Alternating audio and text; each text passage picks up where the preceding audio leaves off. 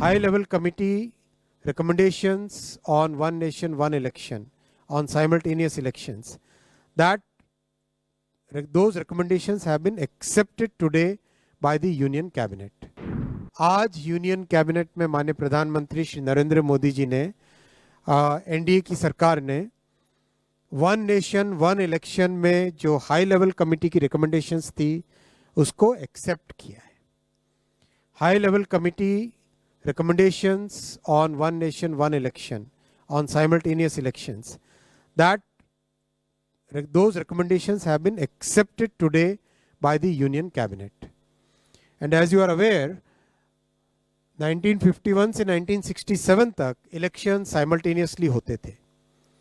उसके बाद में 1999 में लॉ कमीशन ने अपनी 170th रिपोर्ट में रिकमेंड किया था कि one election to Lok Sabha and all legislative assemblies in 5 years होना चाहिए, जिससे कि देश में डेवलपमेंट चलता रहे. जो बहुत सारा खर्चा होता है इलेक्शंस के कारण वो न हो. बहुत सारा लॉ एंड ऑर्डर और क्रिमिनल जस्टिस सिस्टम जो बाधित हो जाता है because policeman are totally deployed in maintaining the election law and order, वो सब जो बड़ा एक बहुत बड़ा एक डिसरप्शन रहता है वो ना हो. और एक तरीके से जो आज का यूथ है और आज का जो भारत है जिसकी एक एस्पिरेशन है कि डेवलपमेंट तेजी से हो, चाहे इंफ्रास्ट्रक्चर का हो, चाहे एजुकेशन का हो, हेल्थ केयर का हो, चाहे एम्प्लॉयमेंट अपॉर्चुनिटीज़ का हो, चाहे मैन्युफैक्चरिंग का हो, उसमें इलेक्शन के प्रोसेस से बार बार जो बीच में एक तरीके से उन सब को एक स्मूथ तरीके से डेवलपमेंट चलता रहे.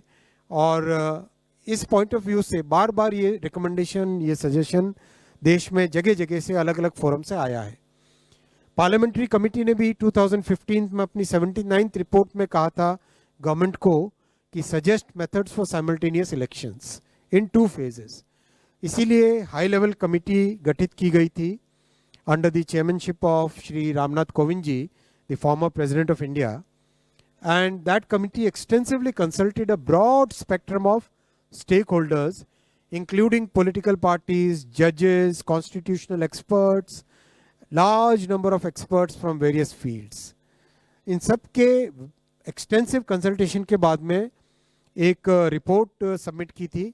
वो रिपोर्ट आपको ऑनलाइन अवेलेबल है, ये वेबसाइट आपके सामने रखा हुआ है और आप यहाँ से ऑफिशियल वेबसाइट से डाउनलोड करना. Cyber security is more important, right?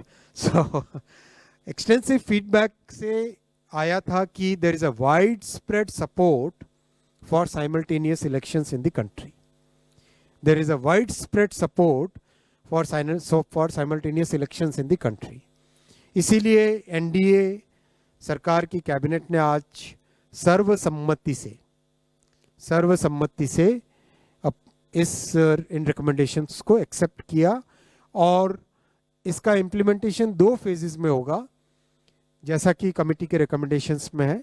First phase में लोकसभा और असेंबलीज के इलेक्शंस को साइमल्टेनियस कराने का प्रयास होगा और उसके सेकंड फेज में लोकल बॉडी इलेक्शन से जो है ग्राम पंचायत, जिला पंचायत, ब्लॉक में पंचायत समिति और जितने भी अर्बन लोकल बॉडीज़ हैं, चाहे म्यूनिसिपैलिटीज़ हो, चाहे म्यूनिसिपल कमिटीज़ हो, चाहे म्यूनिसिपल कॉरपोरेशन हो, उन सब के लोकल बॉडी इलेक्शंस को with in 100 days of general elections में करवाना, जिससे कि एक बार में सारे इलेक्शन का प्रोसेस कंप्लीट हो और फिर 5 साल तक सब के सब मेहनत करके देश के निर्माण में लगे.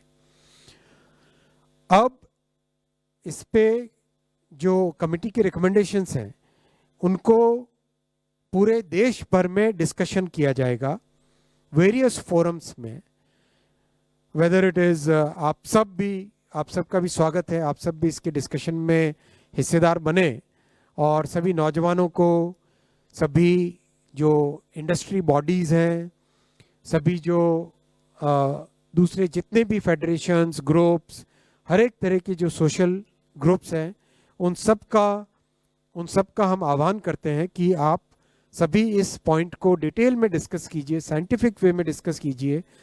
कैसे वन नेशन वन इलेक्शन से इकोनॉमी को फ़ायदा होगा, कैसे लॉ एंड ऑर्डर को फायदा होगा, कैसे देश की प्रगति बढ़ेगी, कैसे देश का डेवलपमेंट बढ़ेगा, कैसे ब्लैक मनी का संचार कम होगा, कैसे कितने मल्टीपल इसके जो इम्पैक्ट्स हैं उन सब के ऊपर डिस्कशन करें और एक इम्प्लीमेंटेशन ग्रुप उसके बाद में क्रिएट किया जाएगा, जिससे जो लीगल प्रोसेसेस हैं उन प्रोसेसेस से इसको इम्प्लीमेंट करेंगे।